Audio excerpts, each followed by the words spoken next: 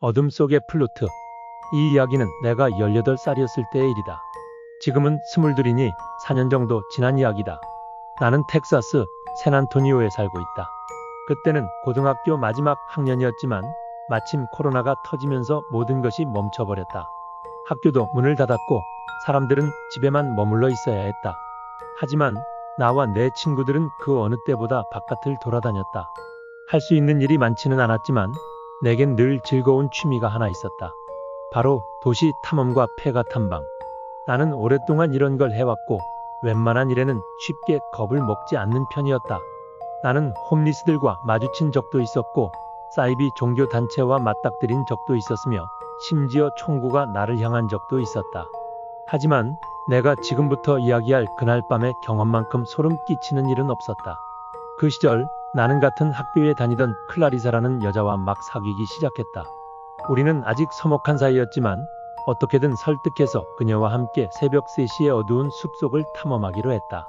우리가 가기로 한 곳은 샌안토니오에 있는 오프 슈나벨 공원. 낮에는 아름다운 자연경관을 자랑하는 곳이지만 밤이 되면 분위기가 완전히 바뀌는 곳이었다.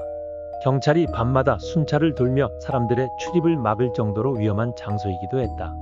이곳에서는 끔찍한 사건이 여러 번 발생했다. 2016년 24세의 여성 로렌 범프가 무참히 살해당했다. 2021년에는 한 소년이 숲을 탐험하다가 총에 맞았다. 그럼에도 불구하고 나는 클라리사를 데리고 그곳에 갔다. 우리가 숲에 도착했을 때 주변은 완전한 어둠에 잠겨 있었다. 달빛조차 나뭇잎들에 가려 보이지 않았다. 나는 플래시를 켜지 않았다. 어둠 속에서 눈을 적응시키는 편이 더 낫다고 생각했다. 그리고 무엇보다 멀리서도 보일 플래시 불빛이 누군가를 끌어들이는 것이 싫었다. 우리는 약 15에서 20분 정도 메인 트레일을 따라 걸었다. 하지만 이상할 정도로 조용했다. 나는 길을 따라 한 바퀴를 도는 대신 가까운 샛길을 통해 바로 출구로 나가는 방법을 선택했다. 클라리사도 동의했고 우리는 그 길로 들어섰다. 하지만 딱 2분쯤 걸었을까?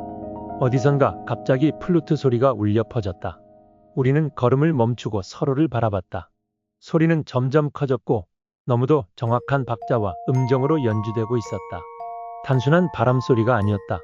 그 순간 클라리사는 갑자기 온몸을 부들부들 떨기 시작했다. 그리고 그녀는 눈을 질끈 감고 기도를 하기 시작했다. 하느님, 제발 저를 구해주세요. 제 죄를 용서해주세요. 나는 그때 깨달았다. 이건 그냥 무서운 상황이 아니라 진짜 위험한 순간일 수도 있다. 나는 클라리사의 손을 잡고 말했다. 괜찮아. 내가 널 지켜줄게. 그리고 우리는 전력 질주하기 시작했다.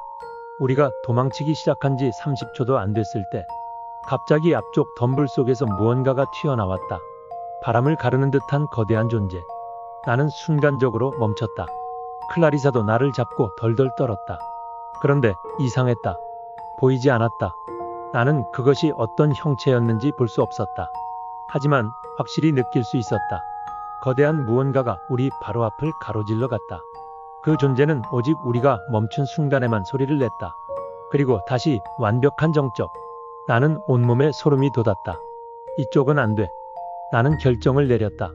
우리는 다시 원래 들어온 입구로 돌아가야 했다. 하지만 우리가 처음 플루트 소리를 들었던 자리로 돌아오자 더욱 크고 더욱 가까운 거리에서 다시 플루트 소리가 들려오기 시작했다. 그리고 이번에는 소리가 우리를 둘러싸듯 울려 퍼졌다. 도망칠 길이 없었다. 나는 재빨리 두 가지 선택지를 떠올렸다. 방금 우리가 본 정체불명의 존재가 있던 숲속 길로 다시 가느냐, 플루트 소리가 들리는 입구를 통해 나가느냐. 나는 후자를 택했다. 클라리사와 함께 달리기 시작했다. 우리는 전력을 다해 입구 쪽을 향해 달렸다. 어느 순간 플루트 소리는 사라졌다. 하지만 도망치는 길목, 나는 작은 공터에 놓인 화장실을 보았다. 설마 저 안에 누가 숨어 있는 건 아니겠지? 나는 뛰는 심장을 부여잡고 달렸고 마침내 트럭이 있는 곳까지 도착했다. 주차장에는 우리 차만 덩그러니 서 있었다.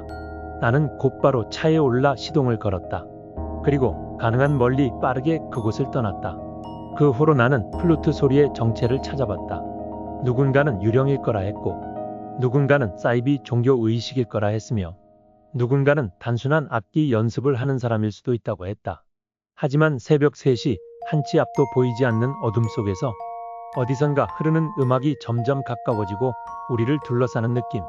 그건 설명할 방법이 없다. 나는 여전히 폐가 탐험을 하고 미스터리한 장소를 찾아다닌다. 하지만 그날 이후로 나는 다시는 그 숲을 밤에 찾지 않았다.